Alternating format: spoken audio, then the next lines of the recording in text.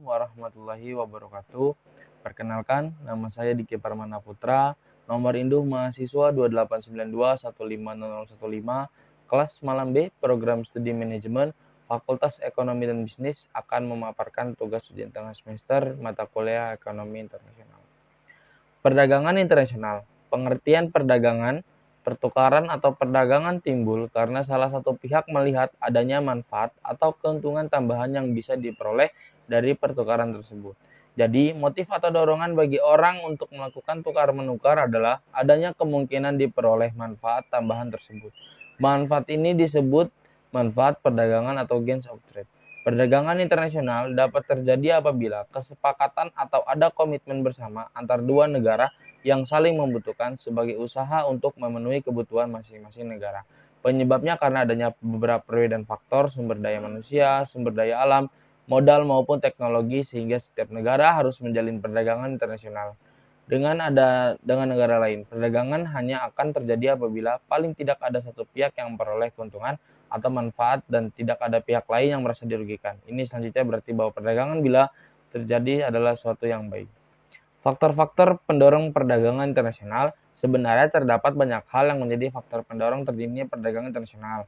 Di antaranya, usaha untuk memenuhi kebutuhan. Faktor pendorong kebutuhan nasional yang utama adalah adanya keinginan untuk memperoleh barang atau jasa yang tidak dapat diproduksi di dalam negeri sendiri.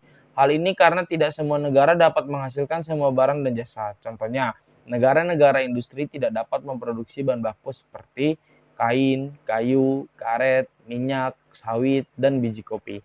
Sehingga mereka harus mengimpor dari negara lain penghasil bahan baku industri. Begitu juga sebaliknya, negara berkembang seperti Indonesia belum bisa memproduksi alat-alat industri modern seperti pesawat terbang, sehingga melakukan impor berbagai barang tersebut dari negara maju. Dua, perbedaan kekayaan sumber daya alam. Setiap negara memiliki keadaan geografis yang berbeda-beda, sehingga perbedaan tersebut menjadikan setiap negara memiliki kekayaan sumber daya alam yang berbeda-beda pula.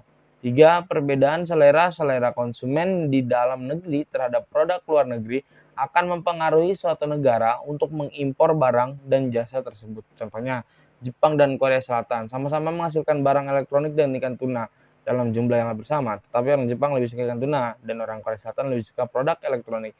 Dengan kondisi seperti Jepang akan mengekspor barang-barang elektronik, sedangkan Korsel akan mengekspor ikan tuna. Perbedaan iklim. Iklim juga mendorong terjadinya perdagangan internasional. Perbedaan iklim setiap negara menyebabkan terbatasnya potensi sumber daya alam. Keinginan memperluas pasar dan menambah keuntungan. Ada kalanya produsen menjalankan produksinya dengan tidak maksimal atau optimal karena takut akan mengakibatkan oversupply produksi, sehingga menyebabkan kerugian. Namun, ada beberapa produsen sengaja melakukan tindakan produksi besar-besaran untuk menambah penerimaan dan keuntungan, sehingga mendorong untuk perluasan pasar melalui perdagangan internasional. Kemampuan negara mengelola sumber daya ekonomi berbeda. Perbedaan kemampuan negara dalam mengelola sumber daya ekonomi menyebabkan terjadinya perbedaan biaya produksi. Hal ini menyebabkan biaya produksi di suatu negara relatif lebih murah jika dibandingkan dengan biaya produksi di negara lain. 7. Jika kerjasama hubungan politik dan dengan negara lain. Keinginan untuk membuka kerjasama dengan negara lain akan mendorong terjadinya perdagangan internasional. Di sisi lain, dampak dari perdagangan antar negara juga akan melahirkan kerjasama ekonomi, bahkan membentuk blok-blok perdagangan. Penerapan teknologi dan penghematan biaya produksi. Negara-negara yang menerapkan teknologi dalam produksi biasanya akan lebih efisien dan dengan kualitas yang lebih bagus. Produksi dapat dihasilkan dalam jumlah besar, sehingga biaya dapat dihemat dan harga produk per unit akan lebih murah. Terakhir, ada terjadinya era globalisasi.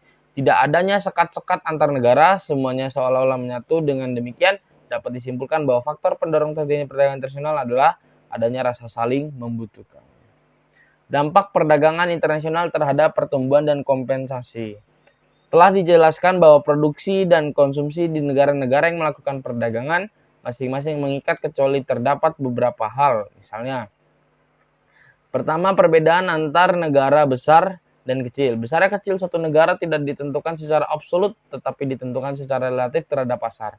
Negara Swiss misalnya, walaupun secara absolut terhadap negara kecil, tetapi di pasar arloji merupakan negara besar dalam pengertian relatif. India adalah negara besar menurut ukuran absolut, tetapi di pasar mobilnya misalnya adalah negara kecil. Dengan demikian, negara kecil dalam pengertian perdagangan internasional bertindak sebagai price taker, yaitu negara yang tidak mampu mengubah harga pasar sesuatu komoditas, beberapa pun jumlah yang diminta atau ditawarkan. Kedua, adanya pertumbuhan ekonomi sebagai akibat dari perubahan kualitas atau kuantitas faktor produksi, yaitu adanya perubahan dalam bawaan faktor atau perubahan suatu fungsi produksi.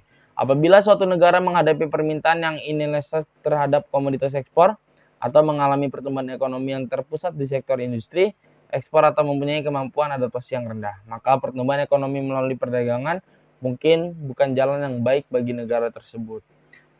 Dampak perdagangan internasional terhadap kesejahteraan masyarakat. Bagaimana meningkatnya kesejahteraan sebagai hasil dari perdagangan didistribusikan kepada masing-masing negara. Terdampak dua sudut pandangan yang mempunyai kesimpulan yang bertolak belakang satu sama lain. Sudut pandang pertama, menurut teori non-klasik bahwa hubungan perdagangan luar negeri yang bebas mempunyai pengaruh lebih memeratkan distribusi pendapatan di dalam negara atau antar negara. Hubungan ini mempengaruhi distribusi pendapatan lewat dua saluran utama, yaitu saluran perdagangan dan saluran modal.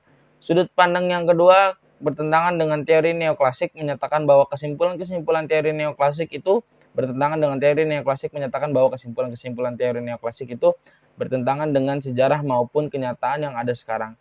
Perdagangan bebas dan penanaman modal asing justru tidak jarang mempertajam ketimpangan, baik dalam distribusi pendapatan antar negara maupun distribusi pendapatan antar warga masyarakat dalam suatu negara. Perdagangan bebas dari 5 penanam modal asing justru memperlebar jurang antar negara miskin dan negara kaya, serta hanya bisa menumbuh kembangkan sektor modern dan tidak bagi sektor tradisional. Dengan adanya perdagangan antar negara dapat disimpulkan kesetaraan secara total bagi negara pengimpor dan negara pengekspor secara bersama-sama meningkat. Walaupun demikian, bila dilihat masing-masing produsen dan konsumen bagi kedua negara, dampak terprodusen di negara pengimpor dan produsen di negara pengekspor akan mengalami peningkatan kesejahteraan. Peningkatan kesejahteraan ini jauh lebih besar dari penurunan kesejahteraan bagi produsen di negara pengimpor dan konsumen di negara pengekspor, sehingga resultan yang memberikan peningkatan kesejahteraan di negara masing-masing. Baik, mungkin itu saja yang bisa saya sampaikan. Kurang lebihnya mohon dimaafkan. Wassalamualaikum warahmatullahi wabarakatuh. Terima kasih.